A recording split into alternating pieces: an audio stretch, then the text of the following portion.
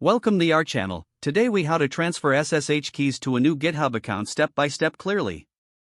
To transfer SSH keys to a new GitHub account, begin by opening your terminal. Check for existing SSH keys on your current account by typing lsl/.ssh. Look for files named id_rsa and id_rsa.pub. If these files exist, you can proceed to the next step.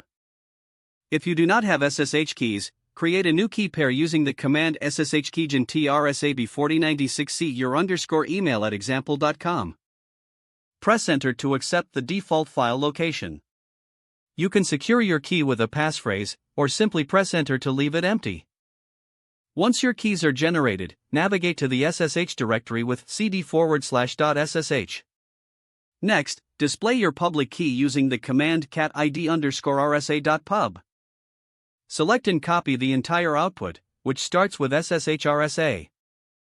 Now, go to your web browser and sign in to your new GitHub account. In GitHub, click on your profile picture at the top right corner. Select Settings from the drop-down menu.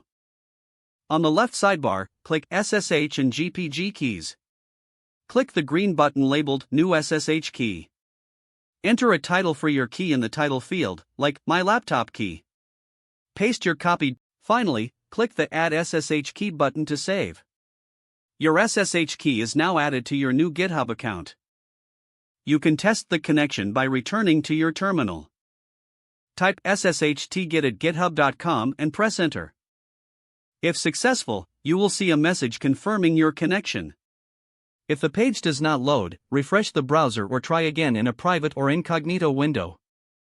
Make sure you are using the correct email address, then retype it carefully to avoid small typos. If your password is not accepted, use the reset option and create a new strong password you can remember. Check your spam folder for verification or security emails, then complete any requested confirmation steps.